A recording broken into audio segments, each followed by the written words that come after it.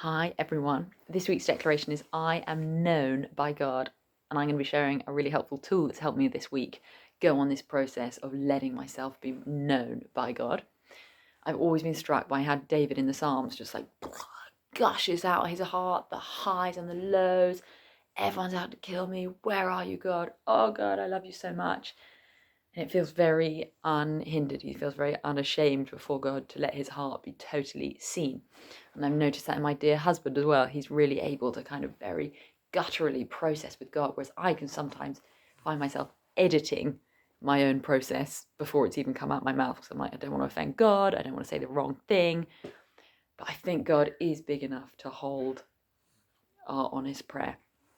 And this week I came across Jonathan and Melissa Helser's a course they're running called The Honesty Tool, which they say is something that has been transformational in their marriage, in their ministry that they run, and it's one of the key tools that they feel is important to share.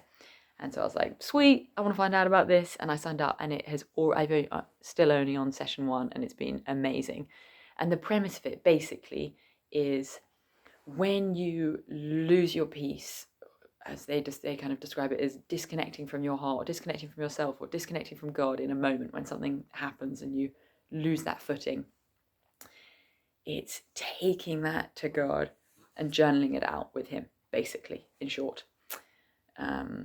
Taking time to just stop and spot the lies around that situation that you believed, and let him speak truth, which I love. That's so what we're about at I'm So Many Things, spotting the lies and replacing it with truth. But I found it so helpful. I think my stage of life that I'm at the moment is life is very busy. We've got 2 small children, and stuff can happen. Those kind of lose your peace moments, or lose your footing, or lose that connection with God or my own heart can happen. And whereas back in the day I might kind of really take time to journal that through, more recently it's easier just to kind of move on, and life can keep happening, and that thing may go unprocessed. Life just carries on. But through practicing this, what they call the honesty tool, of taking those moments, jotting it down, and then going through this process of speaking it through with God, it's really invigorated my walk with Jesus. Have felt for the last few days kind of like gasping for air, like, Jesus, I want to spend time with you. I really want to spend time with you. There's things we need to talk about. And I'm like, gosh, that's so funny. That's what I'll feel with Dom. If Dom and I haven't really connected for a little bit, I'll be desperate to spend time with him and connect with him, because there'll be stuff I want to process. And I'm having those same experiences with that feeling towards God of, I really want to spend time with you. There's stuff I want to share my heart with you about. And that's been a joy, because as I'm sure many of you can empathize with, sometimes our walk with God can become a bit like, okay, I've got to sing my worship, read the Bible, do this stuff that can be more box ticking. And I have just loved feeling my heart reawaken into relationship. And that has been through pouring out my heart in an honest prayer, taking these moments of trial and saying, God, really honestly, this is what was going on. This is my heart in this, unedited, unashamed. And then reflecting on where are the lies and what's the truth. And what I've also noticed in this process is